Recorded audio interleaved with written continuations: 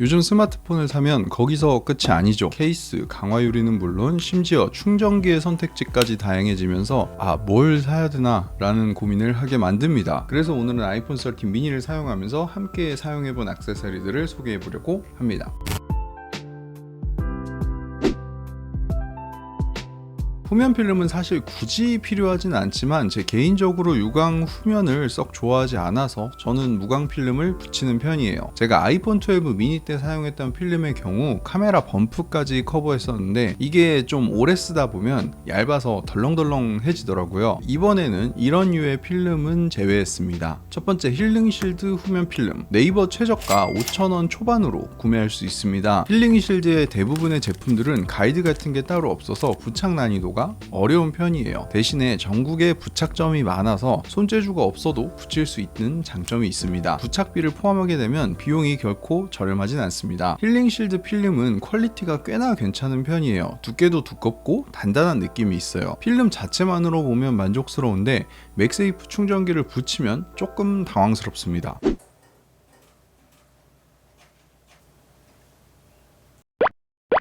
그래서 두 번째로 산 게 스코코 후면 필름입니다. 스코코 후면 필름은 7,900원이고 2매가 들어있어서 힐링실드보다도 저렴한 가격이에요. 필름 소재이기 때문에 대부분 부착 난이도가 높은 편이에요. 두께도 얇고 무광이긴 하지만 얼룩도 잘 묻는 편이고 소재감도 힐링실드보다는 못한 것 같습니다만 맥세이프 자국은 남지 않습니다. 힐링실드의 소재감에 맥세이프 자국만 남지 않으면 참 좋을 텐데 하는 아쉬움이 듭니다.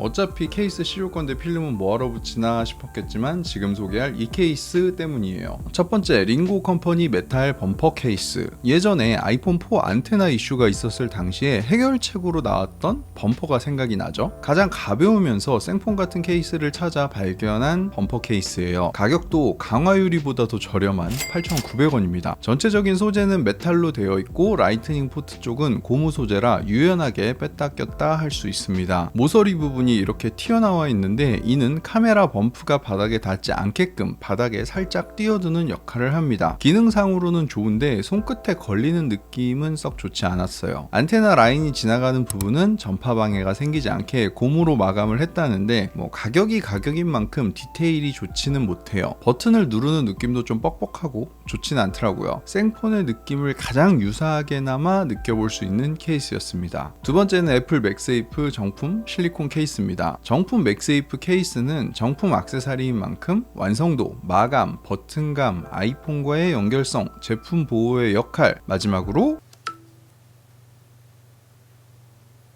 거의 흠잡을 데 없이 완벽한데 어두운 색의 실리콘 케이스는 조금만 쓰다 보면 뭔가 조금 낡아지는 느낌? 때나 얼룩이 잘 묻고 깔끔한 느낌이 안 들어요. 그리고 정품 케이스인데 후면에 맥세이프 자석 자국이 잘 남습니다. 이런 부분은 조금 아쉽습니다. 세 번째는 피타카라는 브랜드의 케이스입니다. 예전에 제가 애플워치 영상에서도 잠깐 언급을 했던 브랜드 액세서리인데 아라미드라는 소재를 활용한 케이스들로 잘 알려진 브랜드 중에 하나예요. 이것과 비슷한 스타일의 제품이 이 레이터 케이스라는 제품이에요. 레이터 케이스는 케블라, 피타카 케이스는 아라미드라는 소재로 케이스를 만드는 회사예요. 케블라와 아라미드의 근본적인 차이는 크게 없습니다. 아라미드라는 합성 섬유를 듀퐁에서 브랜드로 만든 것이 케블라입니다. 피타카 케이스는 제품에 따라서 600D, 1500D의 넘버링을 갖는 아라미드를 사용하는데 이 D는 데니아의 약자로 숫자가 적은 만큼 직조된 섬유의 개수가 적다는 의미이고 그만큼 얇고 가볍습니다. 하지만 강도를 비롯한 견고함은 1500D와 동일한 수준으로 600D 아라미드가 조금 더 고급 소재라고 할 수 있습니다.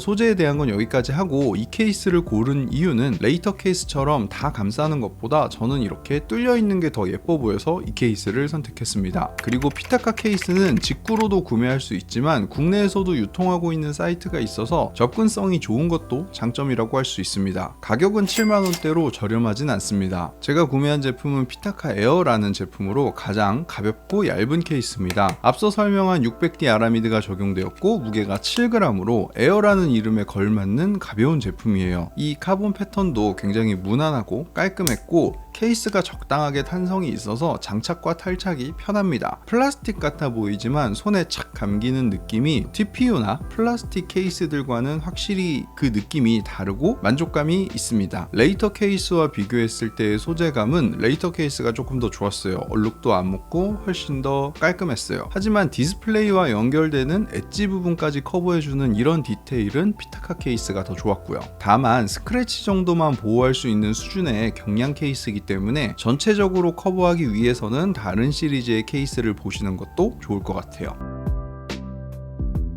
강화 유리와 관련해서는 아이폰 12 때도 만든 영상이 하나 있습니다. 이번엔 그 제품들은 제외하고 두 개의 프라이버시 강화 유리를 간략하게 소개해 드리려고 합니다. 우선 프라이버시 강화 유리의 장점은 말 그대로 사생활을 보호할 수 있다는 장점이 있죠. 하지만 그로 인한 화질 저하가 필연적으로 발생합니다. 카메라로는 잘 촬영이 안 돼서 그림으로 조금 과장되게 설명을 드리면 이런 식으로 보입니다. 멀리서 보면 좀 덜 느끼는데 가까이서 보면 확실히 이런 줄이 보입니다. 그래서 프라이버시 강화 유리는 화질 저하가 무조건 발생한다 라는 것을 전제로 말씀을 드리도록 하겠습니다. 첫 번째, 뷰시 강화 유리. 네이버에서 아이폰 프라이버시 강화 유리 하면 제일 상단에 보이는 제품이 이 뷰시 강화 유리여서 사봤어요. 슈피겐과 동일한 디자인의 트레이를 제공해서 부채기 쉬웠고 둠에 들어있는 구성도 같고 가격도 비슷한 16,800원입니다.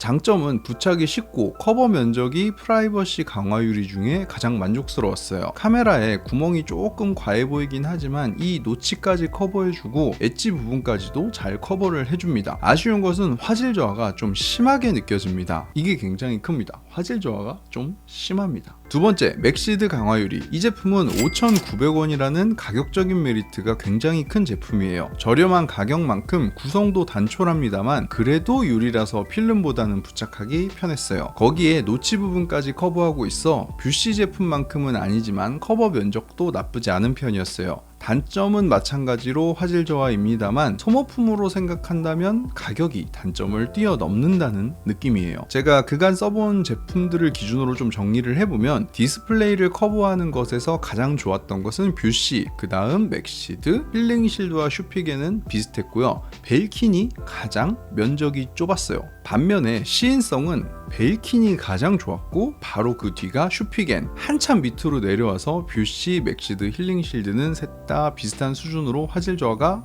있었어요. 벨킨과 슈피겐이 굉장히 좋았고 나머지는 확실히 시인성이 떨어지는 느낌이었어요. 내구도에서는 개인적으로 좋다고 느낀 제품이 하나도 없어서 그냥 소모품이라고 생각하고 사용하고 있습니다.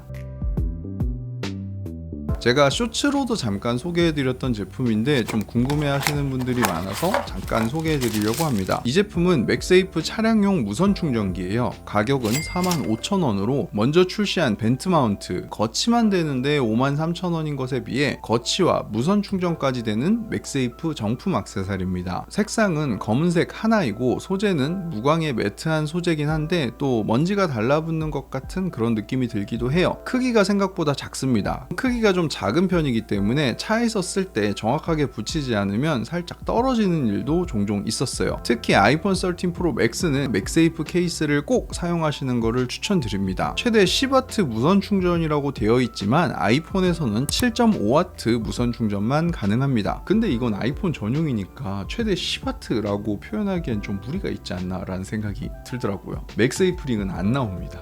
벨킨 제품이 타 제품보다 더 비싼 이유는 MFI 인증 제품이라는 것인데 이런 디테일한 부분은 좀 아쉽습니다. 사실 이 맥세이프 링이 되게 중요한 건 아닌데 안 나오면 또 되게 뭔가 좀 그래요. 뭔가 실사용에서는 무선 충전이 되는 것은 편리하긴 하지만 충전 효율 자체가 좋은 편은 아니어서 거치 플러스 유선 충전의 조합도 상황에 따라서는 나쁘지 않게 사용할 수 있을 것 같아요. 제가 지금 쓰고 있는 아이폰 액세서리들을 몇 가지를 소개해 드렸는데 어디까지나 제가 사용하면서 느낀 되게 개인적인 체감임을 참고해 주시면 감사하겠습니다. 이 영상이 보시는 분들이 추천할 만한 다른 액세서리들이 있거나 아니면은 기대보다 좀 별로였다 이런 액세서리들이 있으면 댓글로 공유해 주시면 정말 좋을 것 같아요. 자, 오늘 영상 여기서 마무리하도록 하겠습니다.